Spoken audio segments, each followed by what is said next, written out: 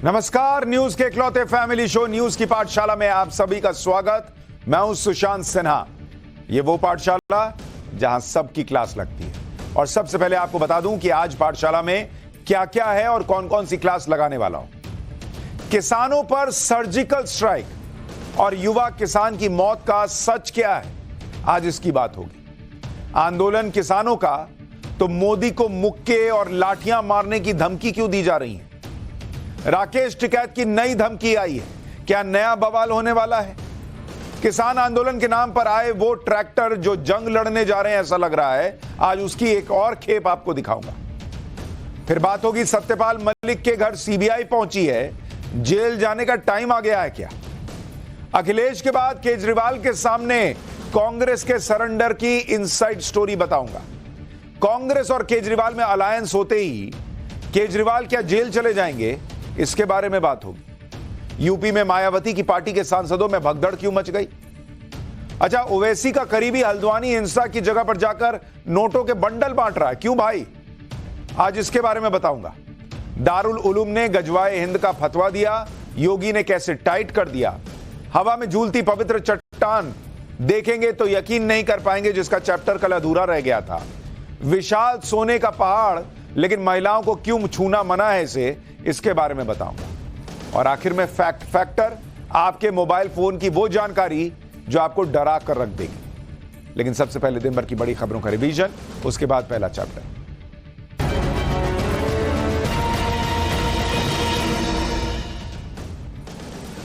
Manipur high court ने मैतेई समुदाय को अनुसूचित जनजाति में शामिल करने के 2023 के अपने आदेश में संशोधन कर दिया है। हाईकोर्ट का कहना है कि इस फैसले से राज्य में अशांति बढ़ सकती है। 27 मार्च 2023 को दिए आदेश में मणिपुर हाईकोर्ट ने राज्य सरकार को निर्देश दिया था कि वो मैतेई समुदाय को अनुसूचित जनजाति का दर्जा देने पर विचार करें। कोर्ट के इस फैसले के बाद से पिछले साल मई से ही राज्य में जातीय हिंसा भड़क गई थी। यूपी के अमेठी से सांसद और केंद्रीय मंत्री स्मृति ईरानी ने आज अमेठी में बनाए गए नए घर में पूजा की। अमेठी के गौरीगंज में स्मृति ईरानी ने पूरे विधि विधान के साथ गृह प्रवेश किया। अमेठी में घर बनाकर स्मृति ईरानी ने कांग्रेस को बड़ा संदेश देने की कोशिश की है कि वो अब अमेठी से कहीं नहीं जाएंगी। 2019 के चुनाव में स्मृति ईरानी ने चुनाव जीतने पर अमेठी में अपना घर बनाने का वादा किया था, जिसे उन्होंने पूरा कर दिया।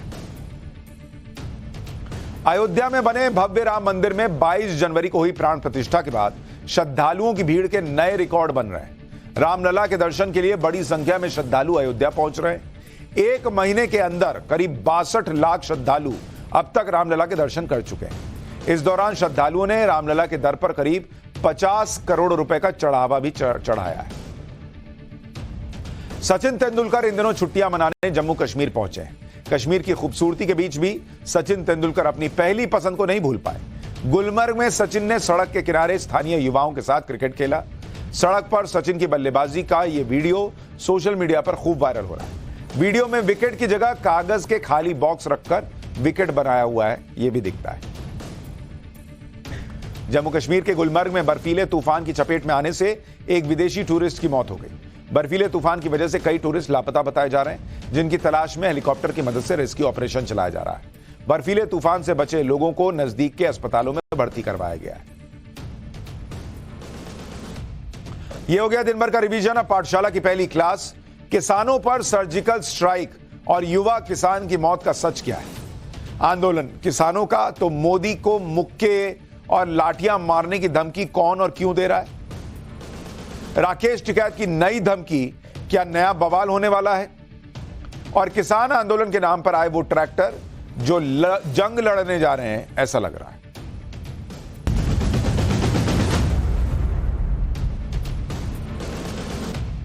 किसान आंदोलन में आज तो कुछ नहीं हुआ। पंजाब हरियाणा के बॉर्डर में हलचल तो नहीं हुई, ना आंसू गैस के गोले चले, ना ही कोई टकराव हुआ। लेकिन यह सब सुनकर यह ना मान लीजिएगा कि आगे भी कुछ नहीं होगा, क्योंकि अब एक नया मामला इससे जुड़ गया है। और यह मामला है पंजाब के 22 साल के एक लड़के की मौत का, जिसके बारे में दावा किया जा रहा है कि उसकी मौत किसान आंदोलन के प्रदर्शन के दौरान हुई। इसे लेकर किसान संगठन हरियाणा पुलिस पर कई तरह के आरोप लगा रहे हैं, लेकिन हरियाणा पुलिस का अलग दावा है। वैसे तो शुभकरण सिंह की मौत, जिस 22 साल के लड़के की मौत हुई है, उसकी तस्वीर आप देख रहे हैं, इसका नाम शुभकरण था। शुभकरण सिंह की मौत कैसे हुई, इसकी कोई आधिकारिक जानकारी नहीं है, लेकिन किसानों का दावा है कि हरियाणा पुलिस से टकराव के दौरान शुभकरण सिंह की मौत हुई। खनौरी बॉर्डर पर शुभकरण सिंह के सिर में गोली मारी गई, यह कहा जा रहा है। किसान संगठनों का कहना है कि पुलिस ने गोली मारकर शुभकरण की हत्या कर दी है। दोषी पुलिस वालों के खिलाफ केस चलना चाहिए। इस मामले में हरियाणा पुलिस का कोई लेटेस्ट वर्जन तो नहीं आया है, लेकिन हरियाणा पुलिस ने कल यह दावा किया था कि किसी प्रदर्शनकारी की मौत नहीं हुई थी। शुभकरण की मौत को लेकर एक वीडियो भी वायरल हो रहा है, जिसमें कुछ लोग एक युवक को उठाकर ले जाते हुए दिखते हैं। यह तस्वीर देखिए। इस लड़के की मौत पर भयंकर राजनीति होने लगी। विपक्ष के नेताओं को इस चुनावी माहौल में अपने लिए माहौल बनाने का मौका मिल गया। इस वीडियो को राहुल गांधी समेत कई नेताओं ने ट्वीट किया और वीडियो में दिख रहा है कि एक युवक को कुछ लोग कंधे पर लेकर जा रहे हैं। शुभकरण की मौत को लेकर जो आरोप लगाए जा रहे हैं, उनके बीच अभी तक यह साफ नहीं है कि शुभकरण सिंह की मौत की असल वजह है क्या, और इसके लिए पोस्टमार्टम रिपोर्ट का इंतजार किया जा रहा है। अभी तक की जानकारी के मुताबिक शुभकरण सिंह को जब अस्पताल लाया गया, तब तक वो दम तोड़ चुका था। डॉक्टरों ने बताया कि शुभकरण के सिर के पीछे चोट के निशान थे और हो सकता है ये गोली लगने के भी निशान हो, और यह भी हो सकता है कि बुलेट लगने के बाद गिरने से निशान बना। पटियाला रेंज के डीआईजी ने कहा कि शुभकरण सिंह को रबर बुलेट लगी थी। तो दोनों बातें कही जा रही है कि भाई सिर के पीछे चोट का निशान है, हो सकता है वो गोली लगने का निशान हो सकता है रबर बुलेट लगी, वो गिर गया और उससे चोट लगी, उससे निशान बना। यानी शुभकरण सिंह की मौत की असल वजह अभी सामने आनी बाकी है। पंजाब पुलिस भी पोस्टमार्टम रिपोर्ट का इंतजार कर रही है। भगवंत मान पहले ही कह चुके हैं कि वो इसकी जांच करवाएंगे और दोषी पुलिस वालों पर केस करेंगे। उधर संयुक्त किसान संगठन ने आज ये मांग रख दी कि शुभकरण की मौत को लेकर हरियाणा के मुख्यमंत्री और हरियाणा के गृह मंत्री के खिलाफ हत्या का केस दर्ज किया जाए और न्यायिक जांच कराई जाए। सुनिए एक बार वो क्या कह रहे हैं, फिर आगे की बात बताता हूं। हरियाणा की पुलिस ने पंजाब के एरिया में आके गोली चलाई, वहां हमारे ट्रैक्टर तोड़े। इसके लिए हमने डिमांड किया कि 302 का पर्चा दर्ज हो और जो पुलिसकर्मी है उसके अलावा होम मिनिस्टर, हरियाणा के होम मिनिस्टर के ऊपर, उसके चीफ मिनिस्टर के ऊपर ये 302 का पर्चा दर्ज होना चाहिए। इसके अलावा एक ये तय किया है कि 14 मार्च को हम सारे देश की एक बड़ी महापंचायत रामलीला मैदान दिल्ली में करेंगे। जिस युवा किसान शुभकरण की मौत ने किसान आंदोलन पर ब्रेक लगा दिया है, उसके बारे में भी आपको बताता हूं। शुभकरण सिंह बठिंडा जिले के बालोन गांव के रहने वाला था और गरीब किसान परिवार से था। परिवार में कमाने वाला भी वो अकेला था। चाचा के साथ खेती करता था। परिवार के पास 2 एकड़ जमीन है और 15 एकड़ जमीन लीज पर लेकर खेती कर रहे थे। शुभकरण के रिश्तेदारों ने बताया कि उसकी मां की मौत हो चुकी है। 2 बहनें हैं, जिसमें से एक की शादी हो चुकी है, एक अभी पढ़ रही है। पिता बीमार हैं और शुभकरण ने बहन की शादी के लिए कर्ज ले रखा था जो बकाया है। अब आप सोचिए, जो मैं बार बार कहता हूं कि ये मॉडिफाइड ट्रैक्टर लेकर जाएंगे, हमको रोकेंगे कैसे, हम तो ये कर देंगे, हम वो कर देंगे, ये जो बातें होती हैं। कल 12 पुलिस वाले घायल हुए हरियाणा के, एक युवा की मौत हो गई है। वजह अभी क्या है वो पोस्टमार्टम रिपोर्ट में पता चलेगा।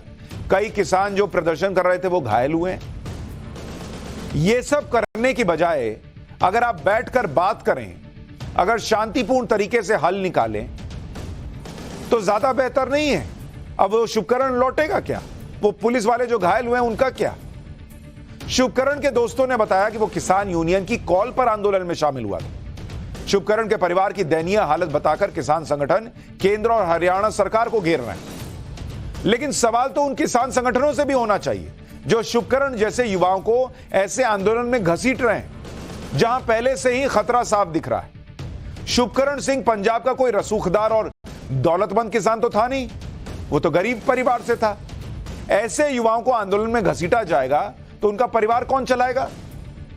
वो बड़े बड़े अमीर किसानों जैसा थोड़ी है जो महंगा ट्रैक्टर लेके चल रहे हैं यहां।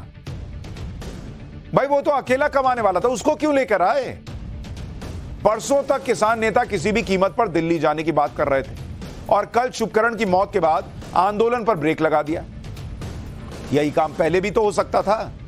किसान नेता खुद भी जानते थे कि जिस तरह की तैयारी किसान करके आए उससे बवाल तो होना ही है। ऐसे में दिल्ली कूच की कॉल को टाला जा सकता था, क्योंकि ऐसा नहीं करके सरकार किसानों की ऐसा नहीं है कि सरकार किसानों की बिल्कुल नहीं सुन रही। भाई सरकार भी 5वें दौर की बातचीत का ऑफर ऑलरेडी दे चुकी है। किसान संगठन भी ये जानते हैं कि इस मामले का हल वो बातचीत से ही निकाल सकते हैं, फिर दिल्ली जाने की जिद पे क्यों अड़े? किसान संगठनों के नेताओं को यह भी समझना चाहिए कि उनके साथ प्रदर्शन में उतरे किसान जिन इरादों के साथ हेवी मशीनरी लेकर बॉर्डर पर उतरे, उससे तो कहीं भी उनके शांतिपूर्ण प्रदर्शन के लक्षण दिख नहीं रहे। ऐसी हेवी मशीनें लेकर किसानों ने पहले ही यह मैसेज दे दिया कि वो तो तोड़फोड़ मचा सकते हैं। तो फिर ऐसी स्थिति में किसी भी राज्य की पुलिस को कानून व्यवस्था के बिगड़ने का डर तो होगा ही। भाई अगर आप मान लीजिए अगर किसान उग्र हुए और हालात बिगड़े तो भी सवाल पुलिस पर ही उठेंगे कि पुलिस कर क्या रही थी। हाईकोर्ट पहले ही कह चुका है कि किसानों को एक साथ जमा ना होने दें। अब पुलिस कोर्ट की सुने और किसानों को रोके तो भी दिक्कत, ना रोके तो भी दिक्कत। और जिस तरह की तैयारी है उससे ही नहीं, जिस तरह की बातें हो रही हैं, कैसे किसान आंदोलन में इकट्ठा हुए लोग नरेंद्र मोदी को मारने की धमकियां दे रहे हैं, कह रहे हैं मोदी को तो मुक्का मारेंगे, लाठी से काम कराएंगे। अभी सुनाऊंगा यह सब आपको। शुभकरण सिंह की मौत के अलावा किसान संगठनों ने हरियाणा प्रशासन पर भी कई गंभीर आरोप लगाए। किसान संगठनों का कहना है कि खनौरी बॉर्डर पर अर्धसैनिक बलों ने पंजाब के बॉर्डर में घुसकर हमला किया। एक बुजुर्ग को बोरी में डालकर उसे खेतों में फेंका गया। खनौरी बॉर्डर से कई किसान लापता हैं, यह भी आरोप लगाया जा रहा है। किसान नेता हरेंद्र सिंह लखोवाल ने तो यहां तक कह दिया कि हरियाणा ने उनकी जमीन पर आकर सर्जिकल स्ट्राइक की है। मतलब ऐसा लग रहा है हरियाणा अलग देश है और पंजाब अलग देश है। कह रहे हैं आके सर्जिकल स्ट्राइक की है। सुनिए एक बार। हमारा एक किसान शहीद हो गया, जवान शहीद हो गया और काफी लोग हमारे फट्टड़ हुए, उन पर चर्चा करेंगे। वो बहुत मरा हुआ है और पंजाब सरकार को बोलेंगे भी हरियाणा के सीएम खट्टर साहब पर 302 का पर्चा डालें, उनके डीसी पर पर्चा डालें, क्योंकि हमारी सरजमीन पर आके उन्होंने जो सर्जिकल हमारे पर अटैक किया है। सर्जिकल अटैक जैसी भड़काऊ भाषा का इस्तेमाल करके किसान नेता पुलिस को घेर रहे हैं। जैसे गंभीर आरोप किसानों ने हरियाणा पुलिस पर लगाए हैं, भाई वैसे ही गंभीर आरोप कल हरियाणा पुलिस ने किसानों पर लगाए थे। हरियाणा पुलिस ने कल बताया था कि किसानों ने हरियाणा पुलिस पर जानलेवा हमला किया था, जिसमें 12 पुलिसकर्मी घायल हुए। इसके अलावा किसानों ने पराली जलाकर उसमें मिर्च पाउडर डालकर पूरे इलाके में जलन पैदा करने वाला धुआं फैला दिया था। यानी किसान और पुलिस एक दूसरे पर गंभीर आरोप लगा रहे हैं। कल जिस लड़के की मौत हुई उसके बाद से किसान संगठन पंजाब सरकार पर भी सवाल उठा रहे हैं। किसान संगठनों का कहना है कि हरियाणा पुलिस ने पंजाब में ड्रोन से आंसू गैस के गोले गिराए। इस मामले में पंजाब सरकार ने अगर समय रहते सख्त कार्रवाई की होती तो खनौरी बॉर्डर की घटना नहीं होती। पंजाब सरकार पर किसानों ने यह भी आरोप लगाया कि पंजाब पुलिस ने शंभू बॉर्डर पर जाने वाले किसानों को रास्ते में रोका। किसान संगठन अब यह कह रहे हैं कि पंजाब सरकार यह साफ करे कि वो हमारे साथ है या नहीं है। उधर इस मामले को लेकर राजनीति ऐसी चल रही है कि देश भर में इंडी गठबंधन का ढोल पीटने वाले केजरीवाल और कांग्रेस पंजाब के मामले में आपस में भिड़े हुए हैं। किसान आंदोलन को लेकर पंजाब में कांग्रेस ने मौजूदा स्थिति के लिए भगवंत मान सरकार को जिम्मेदार ठहराया। पंजाब कांग्रेस के अध्यक्ष अमरिंदर सिंह राजा वारिंग ने आरोप लगाया कि मुश्किल घड़ी में पंजाब के मुख्यमंत्री ने घुटने टेक दिए। सुनिए पंजाब कांग्रेस के अध्यक्ष कैसे क्रिटिसाइज कर रहे हैं भगवंत मान सरकार को। खट्टर सरकार और देश हरियाणा के गृह मंत्री का कसूर है। उत्थे 101% कल तो बाद मुकम्मल पंजाब दी सरकार का भी कसूर है, जानी कि सरदार भगवंत सिंह मान का भी कसूर है।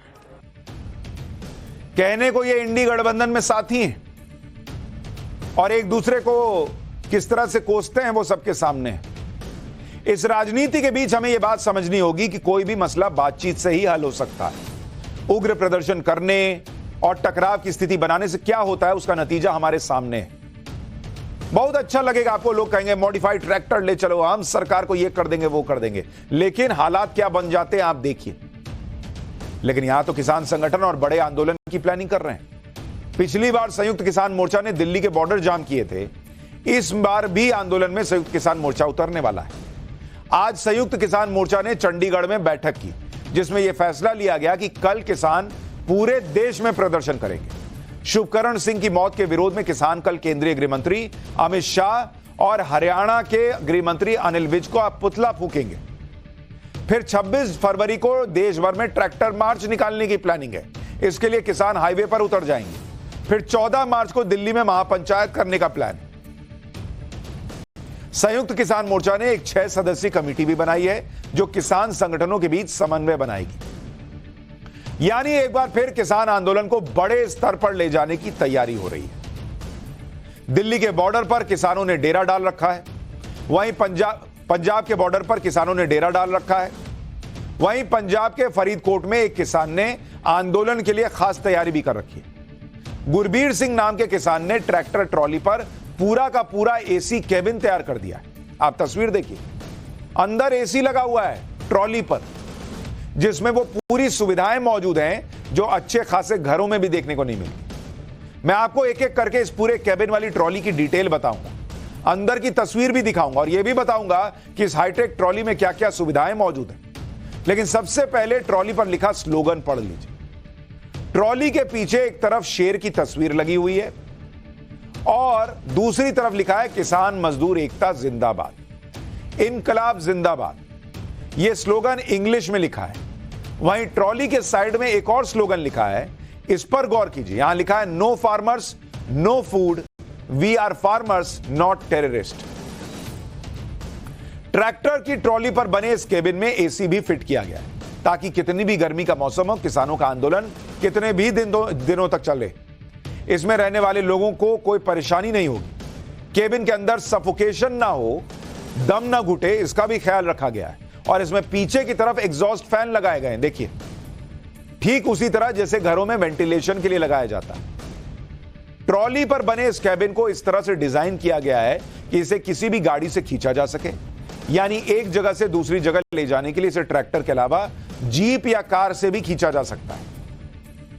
आप ट्रॉली के अंदर की तस्वीरें भी देख लीजिए। एसी तो हमने आपको दिखाई दिया, इसके अंदर रहने वाले लोगों को गर्मी तो लगी नहीं सकती, क्योंकि इसमें पंखे की भी व्यवस्था की गई है।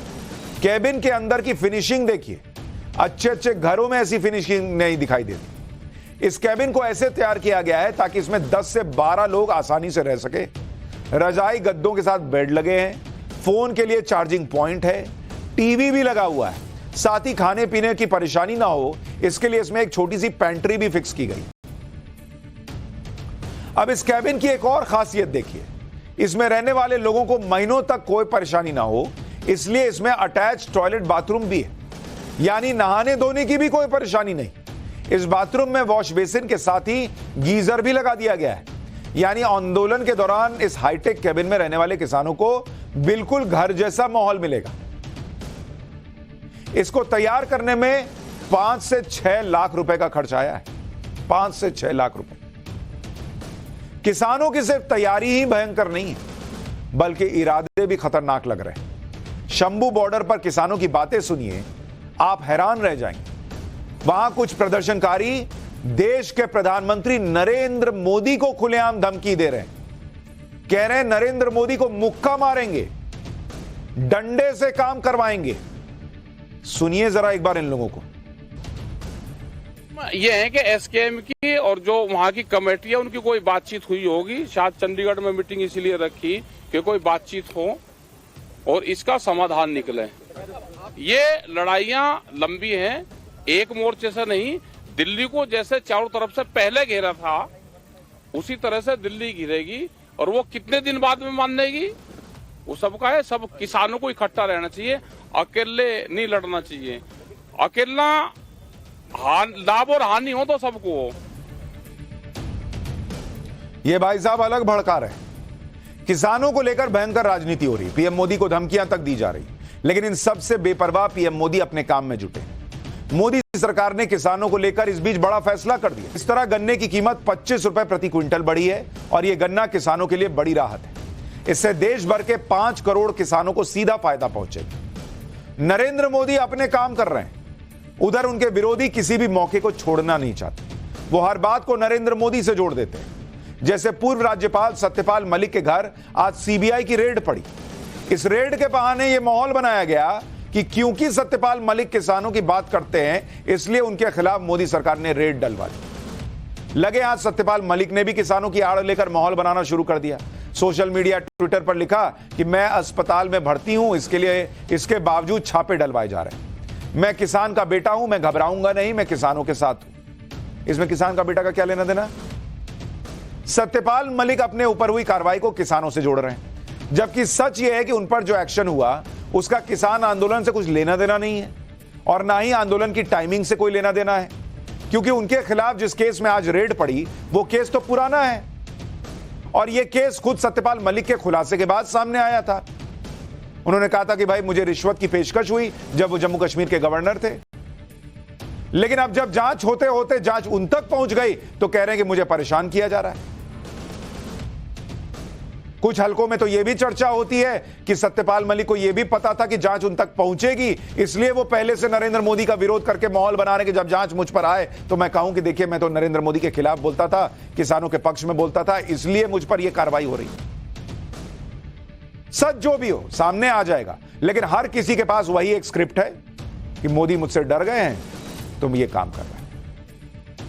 पाठशाला में अब अगली क्लास। अखिलेश के बाद केजरीवाल के सामने भी कांग्रेस ने कैसे सरेंडर कर दिया। कांग्रेस और केजरीवाल में अलायंस होती, क्या केजरीवाल जेल जाने वाले हैं? यूपी में मायावती की पार्टी के सांसदों में कैसे भगदड़ मच गई है और क्यों मच गई है, अब इसका चैप्टर।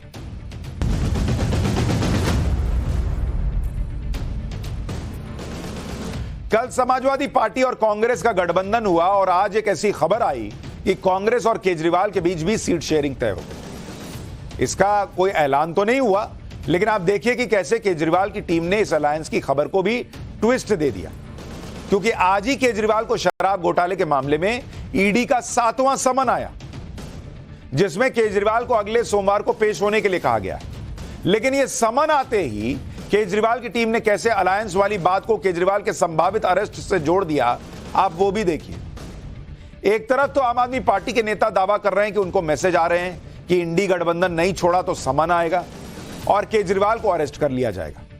दूसरी तरफ आम आदमी पार्टी के नेता यह भी कह रहे हैं कि ईडी का समन इसलिए आया है क्योंकि केजरीवाल को चंडीगढ़ मेयर का मुद्दा उठाने से रोका जाए। एक बार सुनिए आम आदमी पार्टी के नेता ईडी के समन पर किस तरह से अलग अलग बातें कर रहे हैं। जैसा कि आप सब लोग जानते हैं, इंडिया गठबंधन की दिल्ली की सीट शेयरिंग की बातचीत लगभग एक निष्कर्ष पर पहुंच गई है। जब से कल शाम से और आज सुबह से मीडिया में ये खबरें चल रही हैं कि सीट शेयरिंग तकरीबन फाइनल है, सीट शेयरिंग किसी भी समय अनाउंस हो सकती है। उसके बाद से आम आदमी पार्टी के नेताओं के पास ये मैसेज आया है कि अगर आम आदमी पार्टी ने इंडिया अलायंस नहीं छोड़ी तो आने वाले 2 दिनों में अरविंद केजरीवाल जी को सीबीआई का नोटिस आएगा, या सैटरडे को नोटिस आएगा या मंडे को नोटिस आएगा। सीआरपीसी के सेक्शन 41A में नोटिस आएगा और उनको दोनों सीबीआई और ईडी द्वारा गिरफ्तार कर लिया जाएगा। आम आदमी पार्टी को यह धमकी मिल रही है कि अगर इंडिया अलायंस मिलकर दिल्ली में चुनाव लड़ेगा, अगर आम आदमी पार्टी और कांग्रेस पार्टी सीट शेयरिंग करेंगे तो आने वाले 3 से 4 दिन में अरविंद केजरीवाल को गिरफ्तार किया जाएगा। अब ईडी इतनी जल्दबाजी में आ गई कि अब ईडी जो है वो हर दूसरे दिन सम्मन दे रही है। भाई अगर आपको अपनी ही चलानी थी तो फिर आप न्यायालय कहे क्यों? आपको न्यायालय पे ही भरोसा नहीं है। पहले तो ईडी खुद न्यायालय गई, हम नहीं गए, ईडी गई। हमने न्यायालय में अपनी बात रखी, न्यायालय ने हमें 16 मार्च तक का समय दे दिया। अब ईडी जो है जल्दबाजी दिखा रही है। इसका मतलब ये बात कानून से नहीं चल रही, ईडी कानून संगत नहीं चल रही। ईडी के पीछे कानून या पीएमएलए नहीं है, ईडी के पीछे राजनीतिक मंशा है और इस राजनीतिक मंशा के कारण अरविंद केजरीवाल जी को तलब किया जा रहा है, उनको डराए धमकाने की कोशिश की जा रही है। अब सवाल यह भी है कि आप क्यों नहीं गए कोर्ट के पास, क्योंकि बार बार आप कहते हैं कि ईडी का समन ही गलत है, गैर संवैधानिक है, तो आप क्यों नहीं गए कोर्ट के पास? ईडी को क्यों जाना पड़ा? दूसरी बात कह रहे हैं कि इंडी गठबंधन का ये डील हो रही है सीटों की, इसलिए घबराकर हमको अरविंद केजरीवाल को अरेस्ट कर लेंगे। अरे बॉस, ये गठबंधन होके ही क्या हो जाएगा? पंजाब में कांग्रेस के नेता भगवंत मान को होगी कि कोस रहे हैं कि किसानों का आंदोलन उनकी वजह से हो रहा है। वहां वो याद दिला रहे हैं कि भैया इन्होंने तो कहा था कि हम जैसे ही सत्ता में आएंगे 22 की 22 फसलों पर एमएसपी पर खरीद करेंगे। यहां पंजाब के लोग याद दिला रहे हैं। दिल्ली में इनकी कितनी ही सीटें आ जाएंगी। यहां नरेंद्र मोदी क्लीन स्वीप करते हैं 7 सीट पर, और मैंने आपको दिखाया था कि 50% से ज्यादा वोट पड़ता है नरेंद्र मोदी के नाम पर, तो आप साथ आके ही क्या कर लीजिएगा। लेकिन ये पहली बार नहीं है जब आम आदमी पार्टी की तरफ से यह कहा गया है कि केजरीवाल को गिरफ्तार करने वाले हैं। पिछले साल से ही इस तरह के बयानों का सिलसिला चल रहा है। जैसे अगर आप देखें तो 15 अप्रैल 2023 को केजरीवाल ने खुद कहा था कि वो अरेस्ट होने वाले हैं। 2 नवंबर 2023 को केजरीवाल ने फिर कहा कि वो गिरफ्तार होने वाले हैं। 4 नवंबर 2023 को सौरभ भारद्वाज ने कहा कि केजरीवाल गिरफ्तार होने वाले हैं। 10 नवंबर 2023 को संजय सिंह ने कहा था कि केजरीवाल को गिरफ्तार किया जाएगा। 3 जनवरी 2024 को आतिशी ने कहा था कि ईडी केजरीवाल को गिरफ्तार करना चाहती है। 2 फरवरी 2024 को आम आदमी पार्टी ने कहा था कि केजरीवाल को गिरफ्तार करने की साजिश हो रही है। केजरीवाल की गिरफ्तारी ना हुई, शेर आया शेर आया शेर आया वाली कहानी हो गई। शेर आ नहीं रहा है, जबरदस्ती माहौल बनाया हुआ है। जिस दिन आ जाएगा लोग जो है सुनने को भी तैयार नहीं होंगे। 1 साल से यही माहौल बनाया जा रहा है कि केजरीवाल अब अरेस्ट होने वाले, तब अरेस्ट होने वाले। और ये लोग नेता हैं कि भविष्य वक्ता हैं, समझ में नहीं आता। कौन सा टैरो कार्ड देखते हैं, कौन सी कुंडली पढ़ते हैं कि इनको पता चल जाता है सीबीआई ये करने वाली है, केजरीवाल जी उस दिन अरेस्ट होने वाले, और फिर होते भी नहीं है। अच्छा हुआ ये टैरो कार्ड नहीं पढ़ते या भविष्य वक्ता नहीं तो दुकान भी नहीं चलती। अब ईडी के समन को केजरीवाल की टीम ने अलायंस से जोड़ दिया, और ये इनका नया बहाना ही दिखता है, क्योंकि ईडी के जब समन आए हैं तब तक केजरीवाल ने नया बहाना ही बनाया। कभी कहा कि चुनाव प्रचार में जाना है, कभी कहा विश्वास मत आ गया है, अब ये कह रहे कि इंडी अलायंस को तोड़ने और सीट शेयरिंग ना हो पाए इसके लिए सम्मान भेज रहे हैं। लेकिन सवाल यह है कि अलायंस की बात तो आज से नहीं चल रही, सीट शेयरिंग की बात भी आज से नहीं चल रही, वो तो बहुत पहले से चल रही है। लेकिन आज की डेट में भी ये सीट शेयरिंग का औपचारिक ऐलान तो कर नहीं पाए। अब शायद केजरीवाल को यह लग रहा होगा कि उनके जेल जाने का नंबर आ गया है, तो जल्द से जल्द सीटों का बंटवारा कर लिया जाए।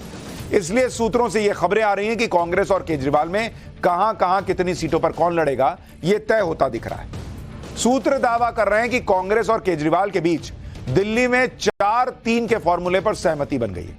यानी आम आदमी पार्टी दिल्ली की 4 सीट पर चुनाव लड़ेगी और कांग्रेस दिल्ली की 3 सीटों पर चुनाव लड़ेगी। दिल्ली में सीट बंटवारे के इस फॉर्मूले पर नेता संदीप दीक्षित क्या कह रहे हैं, एक बार वो भी सुनिए। देखिए, पहली चीज, वो विरोध जब तक पार्टी ने तय नहीं किया था और आम आदमी पार्टी ऑफिशियल तरीके से हिस्सा नहीं बनी थी अलायंस का, तब था। और उसके बाद ये देखा गया कि नहीं, जो एक बड़ी लड़ाई है नरेंद्र मोदी सरकार के खिलाफ, उसमें नीतियों में उसके खिलाफ किस तरीके से लड़ना चाहिए, देश के लिए क्या नीतियां होनी चाहिए, उसमें जब सहमति बन जाती है तो एक बड़ी लड़ाई में साथ आना जो है व्यवहारिक भी होता है और सही भी है। तो उसके लिए अगर पार्टी ने तय किया तो हम लोग को कोई उसमें दिक्कत नहीं होगी। अब 3 सीटें मिलती हैं, 4 मिलती हैं, मैं नहीं जानता हूं, आप लोगों के माध्यम से सुन रहे हैं कि अलायंस हो गया है। एक बार अलायंस अनाउंस हो जाएगा और कौन कौन सी सीटों पर अलायंस अनाउंस हो जाएगा, उसके बाद फिर हम आगे चलेंगे। 14 और 19 में जो माहौल था उससे अब का माहौल बहुत अंतर है। पहले क्या था कि हम लोगों की सीटें अगर कंबाइन भी हो जाती तो भी भारतीय जनता पार्टी बहुत आगे थी। आज वो माहौल नहीं है। और आज क्या है कि एक फ्लोटिंग वोटर बहुत है दिल्ली में। वो जब देखेगा कि विपक्ष एकजुट होकर जोर से लड़ रही है तो वो फ्लोटिंग वोटर बीजेपी की तरफ जाने के बजाय अलायंस की तरफ आएगा। आम आदमी पार्टी और कांग्रेस किन किन सीटों पर चुनाव लड़ेंगी उसके बारे में भी आपको बताता हूं। सूत्रों के मुताबिक आम आदमी पार्टी दक्षिणी दिल्ली, उत्तर पश्चिमी दिल्ली, नई दिल्ली और पश्चिमी दिल्ली से लड़ेगी। वहीं कांग्रेस चांदनी चौक, पूर्वी दिल्ली और उत्तर पूर्वी दिल्ली से दिल्ली की जो सीट है उस पर चुनाव लड़ेगी। क्या केजरीवाल और कांग्रेस मिलकर भी दिल्ली में बीजेपी को रोक सकते हैं? इस पर बड़े सवाल, क्योंकि अगर आप पिछले 2 लोकसभा चुनाव के नतीजे दिखेंगे तो उसमें साफ नजर आता है कि इन दोनों पार्टियों का खाता भी नहीं खुल पाया था और 7 की 7 सीटें बीजेपी ने जीती। यानी पिछले 2 चुनाव से दिल्ली में बीजेपी के अलावा कोई दूसरी पार्टी एक सिंगल सीट नहीं जीत पाई। अगर 2019 के लोकसभा चुनाव में आम आदमी पार्टी और कांग्रेस साथ मिलकर भी लड़ते तो भी क्या रिजल्ट आता आप देखिए। आम आदमी पार्टी और कांग्रेस साथ लड़ते तो चांदनी चौक सीट 83,594 वोट से हार जाती। पूर्वी दिल्ली सीट 1,71,896 वोट से हार जाते अगर साथ मिलकर भी लड़े होते। उत्तर पूर्वी दिल्ली सीट 1,75,246 वोट से हारते, दोनों मिलकर लड़ते थे। दक्षिणी दिल्ली 2,02,430 वोट से हारते अगर ये साथ मिलकर लड़ते पिछली बार। उत्तर पश्चिमी दिल्ली यहां तो 3 लाख का मार्जिन क्रॉस हो जाता, 3,16,982 वोट से हारते अगर मिलकर लड़ते। नई दिल्ली सीट 1,06,000 से ज्यादा वोट से हारते और पश्चिमी दिल्ली सीट 2,02,430 वोट से हारते। यानी साथ मिलकर भी आम आदमी पार्टी और कांग्रेस एक सीट नहीं जीत पाते और हारने का मार्जिन देख लीजिए 2-2 लाख 3-3 लाख का रहता। आप यह भी देखिए कि कांग्रेस की हालत कैसी हो गई है कि एक नेशनल पार्टी होते हुए भी, लोकसभा इलेक्शन होते हुए भी वो रीजनल पार्टियों के सामने एक तरह से सरेंडर कर रही। पहले अखिलेश ने नाक रगड़वाकर कांग्रेस से अपनी बात मनवा ली, इसी तरह से केजरीवाल ने भी कांग्रेस के साथ किया। दिल्ली में केजरीवाल कांग्रेस को 3 सीट देने को तैयार है, लेकिन बदले में दूसरे राज्यों में केजरीवाल कांग्रेस से सीटें लेंगे। गुजरात में कांग्रेस भावनगर और भरूच की सीट केजरीवाल को देगी कहा जा रहा है। हरियाणा में कांग्रेस आम आदमी पार्टी को 1 सीट देगी। कहा जा रहा है कि असम में भी कांग्रेस आम आदमी पार्टी को 1 सीट देगी। हालांकि गुजरात की जो भरूच सीट है, जो कहा जा रहा है कि आम आदमी पार्टी को दी जाएगी, उस पर अहमद पटेल के बेटे ने फैसले से नाराजगी जता दी। अहमद पटेल सोनिया गांधी के राजनीतिक सलाहकार, जो अब दुनिया में नहीं है लेकिन बहुत खास थे उनके बेटे फैसल पटेल ने लिखा कि अगर अगले लोकसभा चुनाव में भरूच सीट गठबंधन के तहत आम आदमी पार्टी को दी जाती है तो वो और कांग्रेस कार्यकर्ता आम आदमी पार्टी उम्मीदवार का समर्थन नहीं करेंगे। मतलब अपने ही लोग कांग्रेस का विरोध कर रहे हैं। दरअसल भरूच सीट से अहमद पटेल की बेटी मुमताज पटेल अपनी दावेदारी पेश कर रही है, लेकिन आम आदमी पार्टी भरूच से चैतर वसावा को टिकट देना चाहती है। सूत्रों के मुताबिक यह भी कहा जा रहा है कि राहुल गांधी भी भरूच सीट आम आदमी पार्टी को देने पर सहमत नहीं है। इंडी गठबंधन में सीट शेयरिंग की इस समय की स्थिति देखें तो यूपी में अखिलेश और कांग्रेस के बीच सीट शेयरिंग हो चुकी है। दिल्ली में केजरीवाल से कांग्रेस की डील लगभग फाइनल हो चुकी है। बिहार और झारखंड में सीट शेयरिंग में कोई बड़ा टकराव है नहीं, लेकिन महाराष्ट्र में अभी बड़ा पेच फंसा हुआ है। शरद पवार ने आज राहुल गांधी से बात की है। इसके अलावा बंगाल में ममता बनर्जी ने तो खुद कहा है कि गठबंधन नहीं होगा। पंजाब में केजरीवाल और कांग्रेस दोनों अलग अलग चुनाव लड़ेंगे, यह हो चुका। केरल में कांग्रेस और लेफ्ट दोनों अलग अलग चुनाव लड़ेंगे। तो काहे का गठबंधन है भगवान ही जाने। जहां मन कर रहा है वहां सट रहे हैं, जहां मन कर रहा है वहां कोहनी मार दे रहे हैं। जहां जहां इंडी गठबंधन के तहत सीटों का बंटवारा होता जा रहा है वहां वहां माहौल बनाने की भी तैयारी हो रही है। जैसे उत्तर प्रदेश में कांग्रेस और समाजवादी पार्टी में सीटों का बंटवारा हो गया। कांग्रेस 17 सीटों पर लड़ेगी और बाकी की सीटों पर सपा और इंडी के दूसरे दल लड़ेंगे। सीट शेयरिंग होने के बाद अब अखिलेश यादव राहुल गांधी की भारत जोड़ो यात्रा में शामिल होंगे। यूपी कांग्रेस अध्यक्ष अजय राय और पीएल पुनिया समाजवादी पार्टी के दफ्तर पहुंचकर कांग्रेस अध्यक्ष मल्लिकार्जुन खड़गे को निमंत्रण पत्र सौंपते दिखे। इसके मुताबिक 25 फरवरी को आगरा में राहुल की यात्रा में अखिलेश शामिल होंगे। आगरा में ही राहुल गांधी और अखिलेश यादव संयुक्त जनसभा भी करेंगे। मतलब ऐसा इंडी गठबंधन है कि सीट शेयरिंग नहीं होगी तो ना आऊंगा मैं। अच्छा, हो गई तो अब आ जाऊंगा। इधर इंडी गठबंधन में सीटों को लेकर बात चल रही है। दूसरी तरफ बीएसपी है जो किसी गठबंधन में शामिल नहीं है और बीएसपी में फिलहाल भूचाल आया हुआ है। मायावती जो अभी तक किसी गठबंधन में शामिल नहीं है, उनकी पार्टी के सांसदों में भगदड़ मची हुई है। 2019 के लोकसभा चुनाव में बीएसपी 10 सीटों पर जीतने में कामयाब हुई थी। 2019 का चुनाव बीएसपी ने समाजवादी पार्टी के साथ गठबंधन करके लड़ा था, लेकिन इस बार मायावती अकेले अपने दम पर चुनाव लड़ने की बात कर रही हैं और इसी वजह से बीएसपी में सुनामी आ गई है। मायावती की पार्टी के सांसदों को इस बात का डर है कि बिना गठबंधन के लड़ेंगे तो कहीं हार ना जाए और इसी वजह से बीएसपी के सांसद अब दूसरे दलों की तरफ देख रहे हैं। सूत्रों के मुताबिक बीएसपी के 5 सांसद ऐसे हैं जो बीजेपी में शामिल हो सकते हैं। इनमें बिजनौर लोकसभा सीट से मलूक नागर का नाम बताया जा रहा है, लालगंज लोकसभा सीट से संगीता आजाद हैं, नगीना लोकसभा सीट से गिरीश चंद्र, अंबेडकर नगर लोकसभा सीट से रितेश पांडे, जौनपुर लोकसभा सीट से श्याम यादव। ये पांचों सांसद बीजेपी के संपर्क में बताए जा रहे हैं। कहा जा रहा है कि बीएसपी के ये पांचों सांसद लोकसभा चुनाव से पहले ही बीजेपी में शामिल हो सकते हैं। यह भी खबर है कि बीजेपी इनको टिकट भी दे सकती है। इसके अलावा अमरोहा से बीएसपी के सांसद दानिश अली को कांग्रेस टिकट दे सकती है और गाजीपुर से बीएसपी के सांसद अफजाल अंसारी को समाजवादी पार्टी ने गाजीपुर से टिकट दे ही दिया है। तो पूरा उठा पटक का माहौल बना हुआ है इंडी गठबंधन के अंदर भी और उत्तर प्रदेश के अंदर भी। लेकिन इस सब के बीच वोट किसको पड़ेगा ये नहीं पता, लेकिन नोट किसको मिल रहा है ये दिख गया। पाठशाला में अब अगली क्लास। ओवैसी का करीबी हल्द्वानी हिंसा की जगह पर जाकर नोटों के बंडल क्यों बांट रहा है बॉस? दारुल उलूम ने गजवाए हिंद का फतवा दिया तो योगी ने कैसे टाइट कर दिया, देखिए जरा।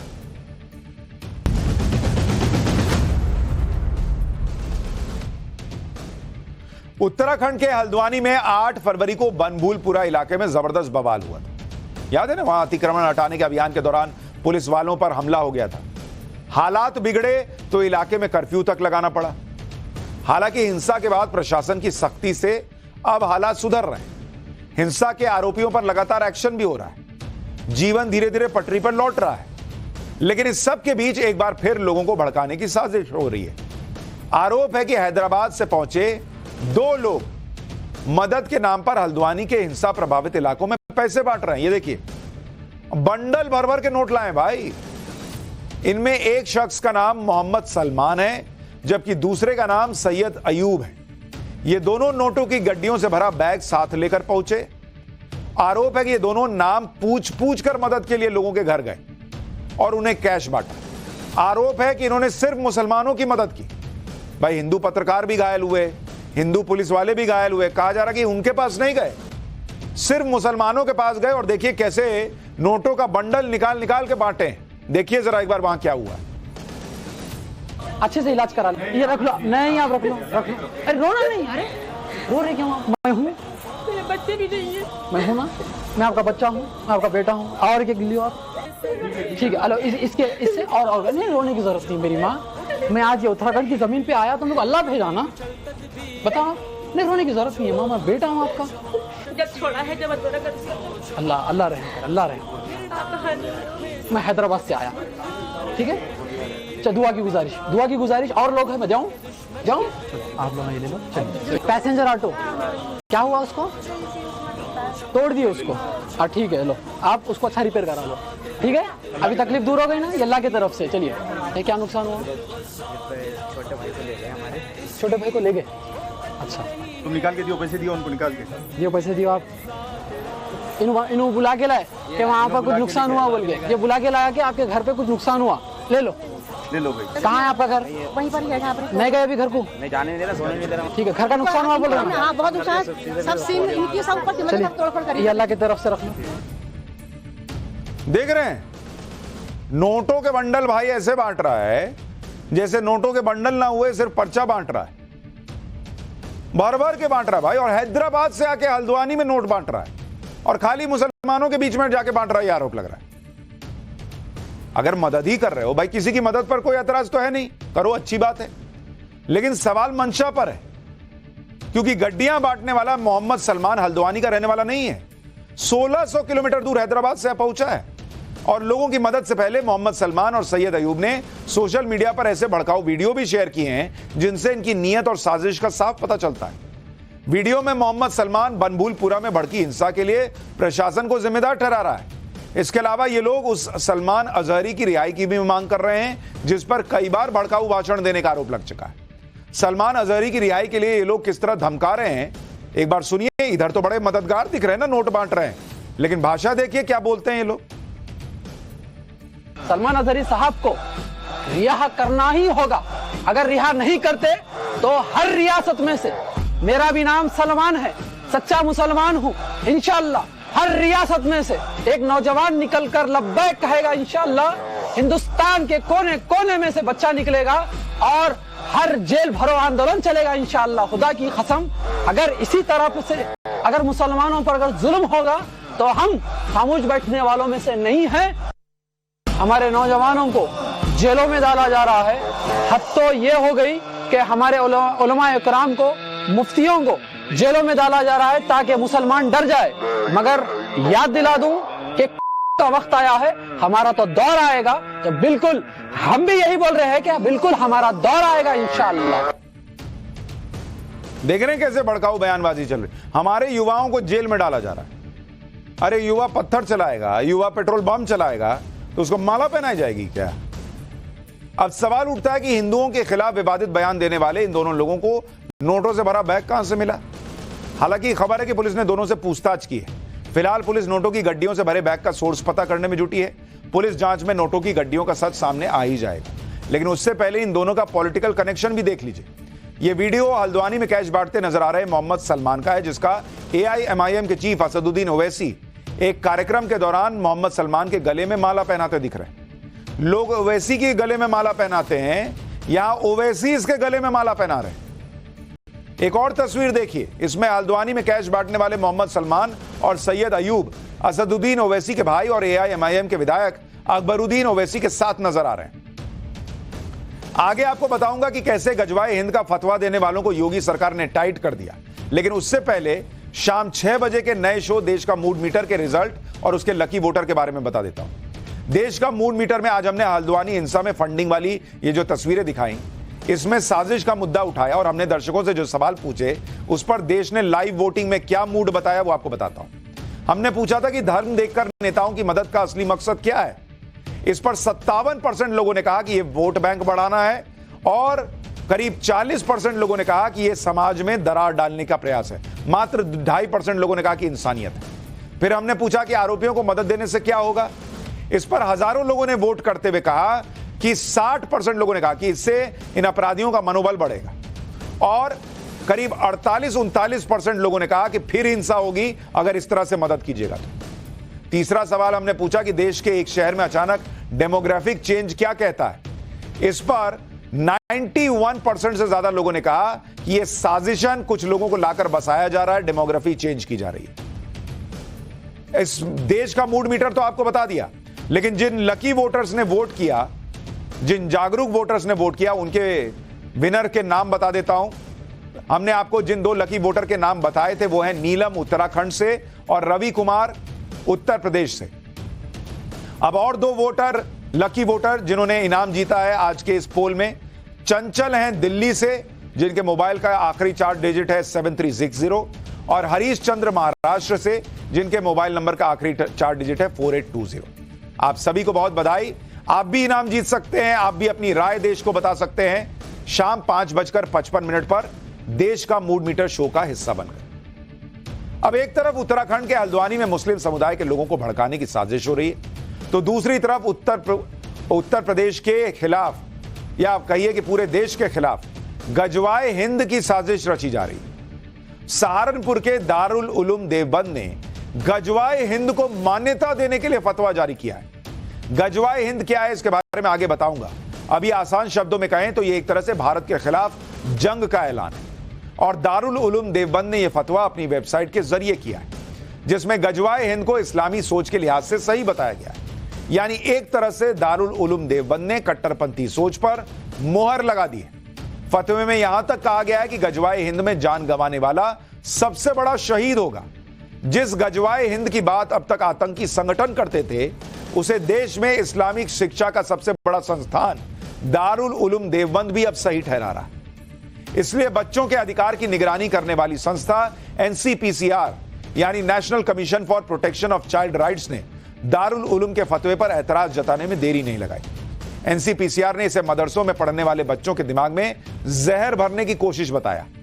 आयोग ने इसे बच्चों को आतंकवाद की राह पर चलने के लिए गुमराह करने वाला फतवा बताया और फतवे को राष्ट्रद्रोह बताते हुए दारुल उलूम देवबंद के खिलाफ FIR दर्ज करने को कहा है। यह भी जान लीजिए कि गजवाए हिंद होता क्या है। गजवाए हिंद का मतलब होता है भारतीय उपमहाद्वीप में रहने वाले गैर मुसलमानों को से जीतना।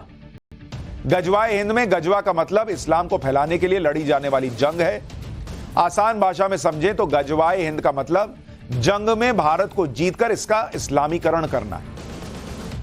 और इस गजवाए हिंद को सही ठहरा रहे हैं यहां लोग। हालांकि गजवाए हिंद पर फतवा जारी करने वाले भूल गए कि यूपी में योगी आदित्यनाथ की सरकार है। गजवाए हिंद का सपना देख रहे संगठनों को इस मुद्दे पर योगी आदित्यनाथ का यह बयान जरूर सुनना चाहिए, जिसमें उन्होंने कहा था कि गजवाए हिंद का सपना कयामत के दिन तक भी साकार नहीं होगा। सुनिए योगी को। जो लोग सपना देख रहे हैं गजवाए हिंद का, मैं बहुत स्पष्टता के साथ कह सकता हूं, ये नया भारत है। ये दुनिया के सबसे लोकप्रिय नेता से नरेंद्र मोदी जी के नेतृत्व का भारत है। इस नए भारत में विकास सबका, लेकिन तुष्टीकरण किसी का नहीं। सबका साथ, सबके विकास की भावना के साथ सरकार कार्य कर रही है। सबका विश्वास और सबके प्रयास को लेकर के सरकार चल रही है। ये नया भारत संविधान के अनुरूप चलेगा, शरीयत के अनुरूप नहीं।